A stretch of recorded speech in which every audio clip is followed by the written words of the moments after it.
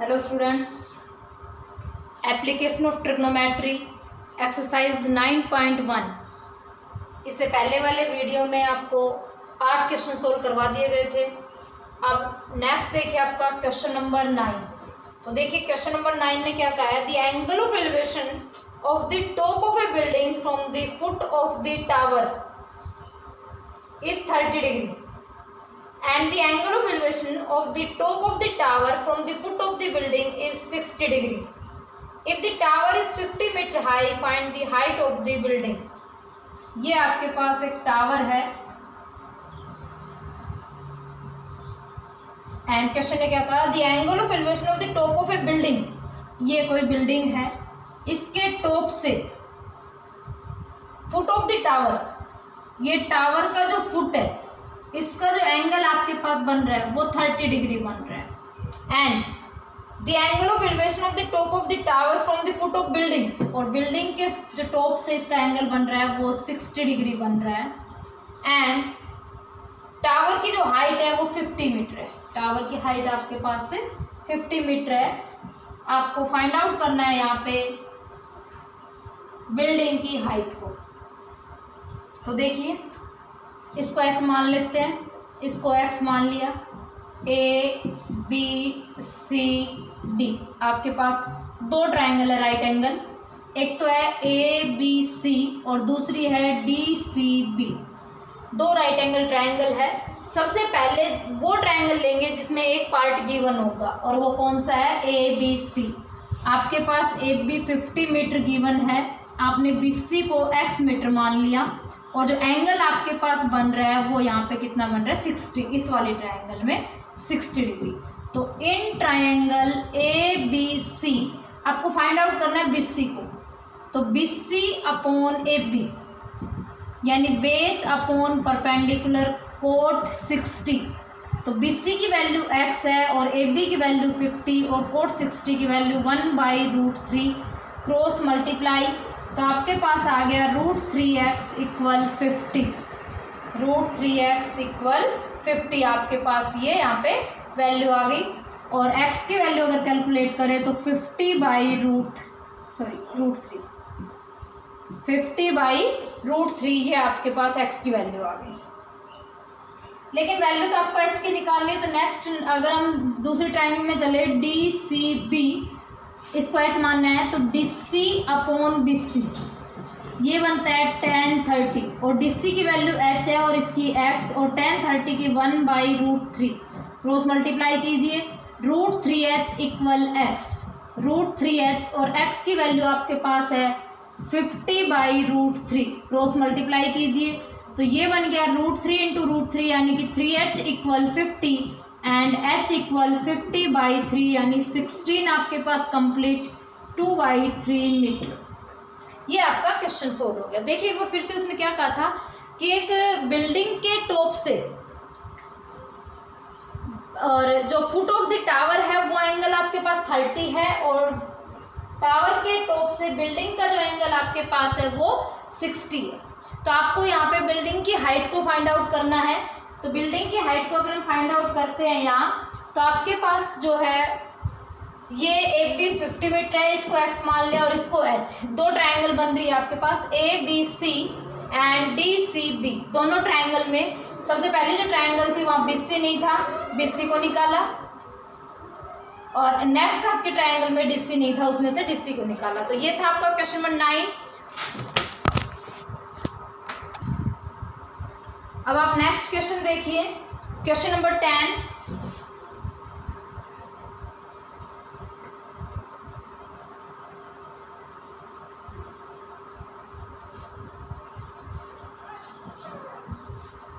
Question आपके पास क्या कह रहा है, 2 पोल्स ऑफ इक्वल हाइट, दो पोल है इक्वल हाइट के, either sides of road standing opposite each other on the either sides of the road which is 80 metre wide. यानी ये जो रोड आपके पास है वो 80 मीटर वाइड है। यहाँ पे रोड जो है वो कितना है, यहाँ पे 80 मीटर वाइड बना रहा है आपके पास।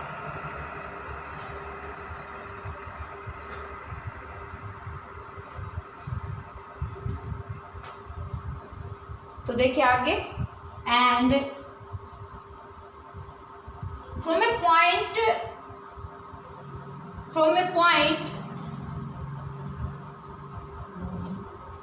बिटवीन देम द रोड पे कोई भी पॉइंट ले लिया हमने।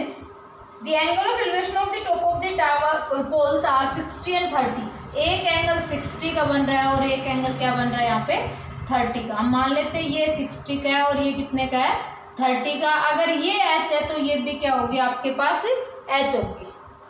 क्यों? क्योंकि दोनों की जो हाइट है वो इक्वल है। आपको पोल की हाइट को फाइंड आउट करना है। तो देखिए सबसे पहले ये ट्राइंगल मान ली ABC D और E। आपके पास दो ट्राइंगल बन गई, कौन कौन सी? ABC और दूसरी बन गई EDC। लेकिन जो 80 मीटर है वो कंप्लीट गिवन है, तो हम यहाँ पे लेट कर लेते हैं। सबसे पहले BD जो है वो आपके पास 80 मीटर है, तो लेट BC जो है उसको x लेट कर दिया। अगर ये x है, आप BD को क्या लिख सकते हो? BD को लिख सकते हो BC प्लस CD। हमने BC को, ये 80 है, BC को x माना, तो यहाँ से जो CD आपके पास बन के आया वो आ गया 80 माइनस x। अब आपके पास दो ट्राइंगल हो गई है ABC। तो ABC में देखिए इन ट्राइंगल ABC कोई भी साइड गिवन नहीं है। AB अपॉन BC यानी कि tan 60, इसको h मानना, इसको x, और tan 60 की वैल्यू √3। क्रॉस मल्टीप्लाई करोगे तो h की वैल्यू हो गई √3x। Next time in triangle EDC, ED upon CD tan 30, EDH और CD है 80 माइनस x और tan 30 की वैल्यू √3। क्रॉस मल्टीप्लाई कीजिए तो ये आपके पास हो गया √3h इक्वल 80 माइनस x। यहाँ हम h की वैल्यू जो है वो √3x पुट कर देते हैं। पहले आपने निकाल लिया h की वैल्यू √3x, वो यहाँ पुट कीजिए तो √3 into √3x equal 80 minus x। √3 की मल्टीप्लाई जब आप √3 से करोगे तो आपके पास आ गया 3x इक्वल 80 माइनस x। इधर ले आइए, 3x प्लस x इक्वल 80, यानी आपके पास हो गया 4x इक्वल 80 और x की वैल्यू 20 मीटर आ गई। यानी अगर ये 20 है तो ये 80 में से 20 60 आ गया। BC अगर 20 आया है तो CD आपके पास 80 माइनस 20 कितना आ गया 60। लेकिन हमें हाइट निकालनी थी, पुट द वैल्यू यहाँ पुट कर देते हैं h इक्वल √3 इंटू 20, तो हाइट जो है वो कितनी आ गई √3 मीटर आ गई।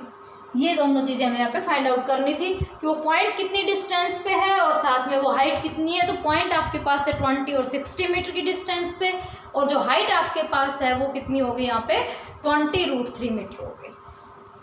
ये था क्वेश्चन नंबर 10। क्वेश्चन नंबर 11 देखिए।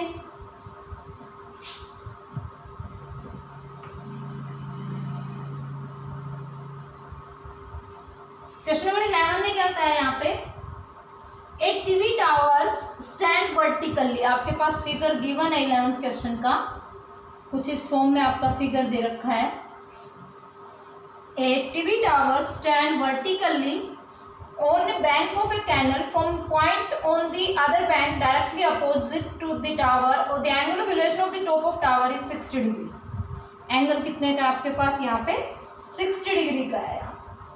एंड आगे क्या कहा है उसने, from the another point 20 metre. ये एंगल 60 डिग्री का है और इससे 20 मीटर की डिस्टेंस पे एक और पॉइंट है यहाँ पे, उसका जो एंगल आपके पास बन रहा है वो 30 डिग्री का है।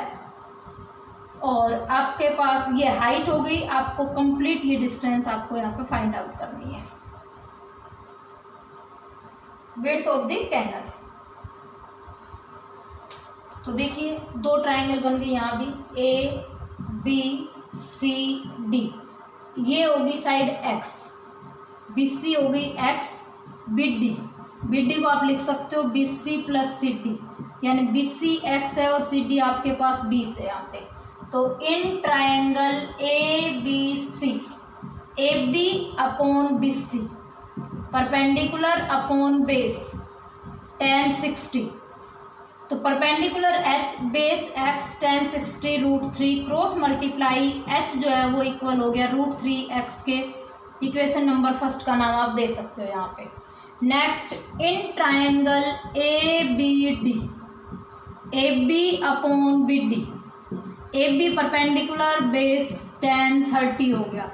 ये वैल्यू h है और b, ये जो बेस आपके पास कंप्लीट बिड्डी है, बिड्डू की वैल्यू आपके पास थी 20 प्लस x और tan 30 की 1/√3, cross multiply √3h equal 20 plus x, same h की वैल्यू √3x पुट कर देते हैं, तो √3x into √3x equal 20 plus x, √3 आपके पास 3x, इधर से minus x equal 20, 2x equal 20 और x की वैल्यू यहाँ से कितनी आ गई आपके पास 10 मीटर आ गई।